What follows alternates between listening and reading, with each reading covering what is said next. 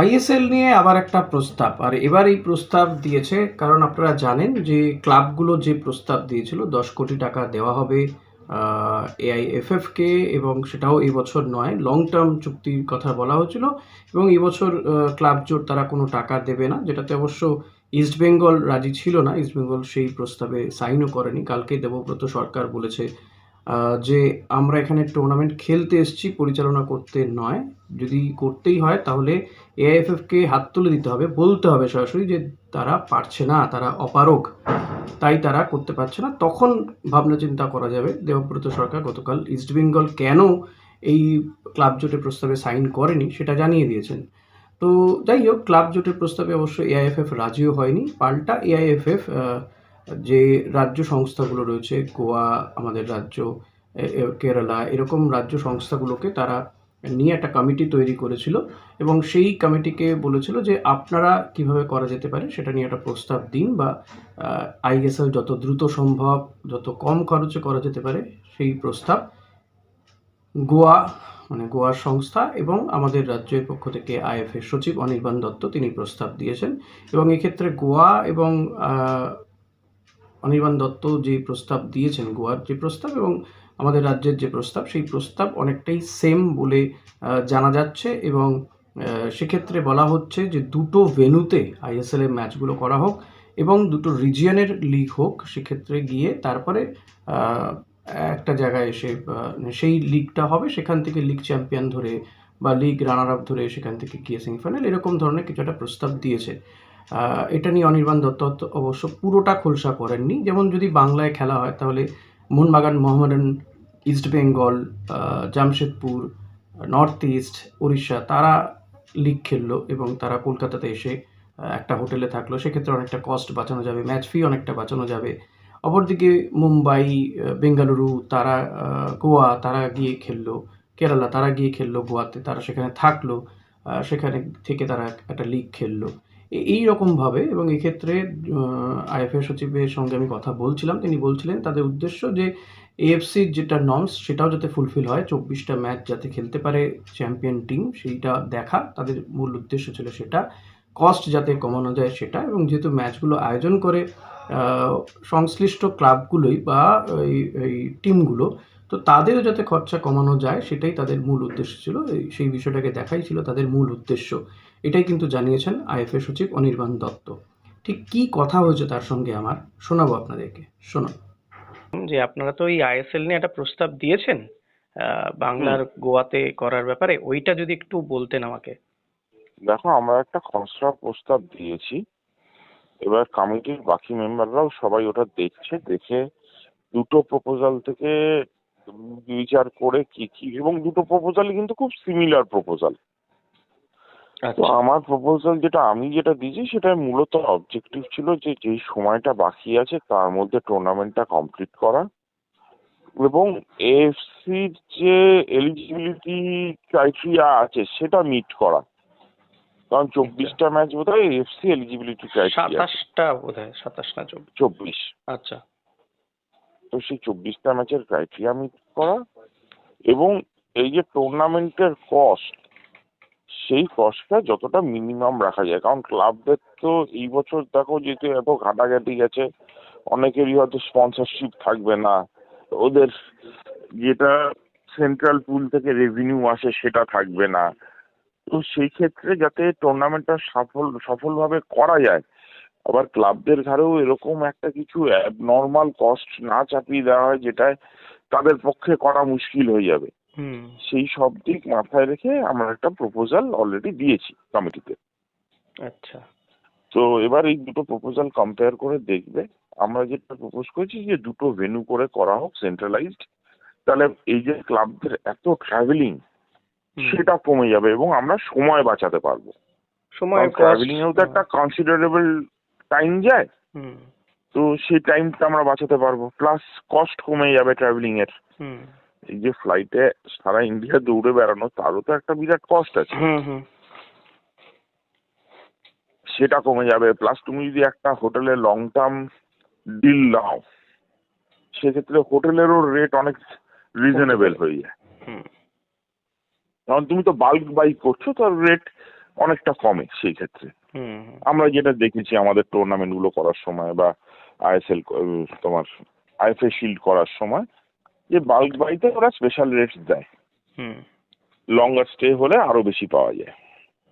আচ্ছা আর সেক্ষেত্রে আমরা সাপোর্টও কিছুটা করে দিতে পারি, হেল্পও করে দিতে পারি, কথা বলে দিতে পারি দরকার পড়লে ওরা যদি চায়। এবং এছাড়া তোমার কতটা কস্ট কমানো যায় সেদিকেও আমরা ফোকাস করছি। তো আচ্ছা সেইভাবে আমরা টুর্নামেন্টটা করতে চাইছি। আচ্ছা, বাংলায় যদি হয় ধরুন, বাংলাতে তাহলে কি মানে east Bengal, Mohun Bagan, state team Mohammedan, গুলো খেলবে। ইস্টের যে হ্যাঁ, টিমগুলো, জামশেদপুর, হ্যাঁ, ইস্ট উড়িষ্যা। বেঙ্গল আছে, মোহনবাগান আছে, মোহামেডান আছে, জামশেদপুর আছে, উড়িষ্যা আছে, নর্থ ইস্ট আছে, হুম এগুলো এবং 14টা 7টা ভাঙতে হবে। তো আমি যখন 7টা তো ইস্ট থেকেই গেছে, আর বাকি 7 টিম আমার ওই কমফোর্টেবল হবে, সেন্ট্রাল হয়ে যাবে গোয়া। হুম কারণ দেখো ব্যাঙ্গালোর থেকেও গোয়া কাছে, বোম্বে থেকেও গোয়া কাছে, হুম পাঞ্জাব থেকেও গোয়া আছে, কম্পারেটিভলি বলছি। হুম হুম। সেই ক্ষেত্রে কি দাদা এই আমরা এই লিগটা কি তাহলে ধরুন বেঙ্গল রিজিয়নে এই এই টিমগুলোর মধ্যে লিগ হবে, আর গোয়ার রিজিয়নে মানে ওই টিমগুলোর হ্যাঁ মধ্যে লিগ হবে? হয়ে চ্যাম্পিয়নশিপ যাবে। আচ্ছা, মানে আগে যেমন হতো যে 12টা টিমই বা 13টা টিমই 13টা টিমের সঙ্গে খেলতো, সেটা হচ্ছে না, মানে প্রস্তাবে অন্তত সেরকম নেই। সেটা করার টাইম নেই। হুম আচ্ছা তোমার আচ্ছা। তো অর্ধেক সিজন চলে গেছে, তার মানে তোমার তো হ্যাঁ ম্যাচ কমাতে তুমি বাধ্য। হুম সেপ্টেম্বর থেকে শুরু হয়, হুম এতক্ষণে তোমার হাফ লিগ কমপ্লিট হয়ে ওদের ঠিক ডিসেম্বরে এসে। হুম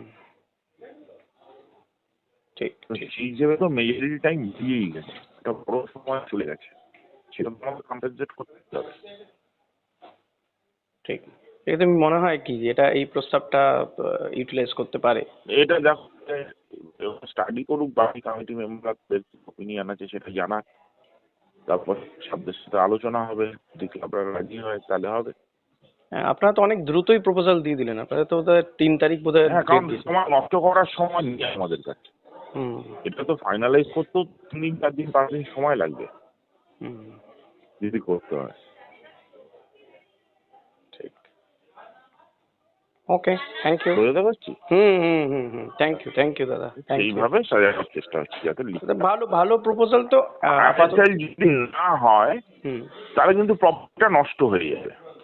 ঠিক। মানে নেক্সট ইয়ার তুমি কিন্তু এটা বিক্রি করার লোক পাবে না, তুমি স্পন্সর খুঁজে লোক পাবে না, কারণ একটা হুম। নন এক্সিস্টিং এবং ফিফার ব্যানের ডিফিকাল্ট। ফিফার ব্যানের মুখেও পড়তে হবে তো, টপটা লিগটাই যদি না করতে পারে।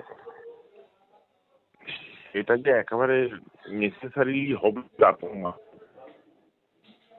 হ্যাঁ, এক্ষেত্রে কি তাহলে এআইএফএফই পরিচালনা করবে উইদাউট এনি স্পন্সর, মানে কোনো সংস্থা ছাড়া? হ্যাঁ,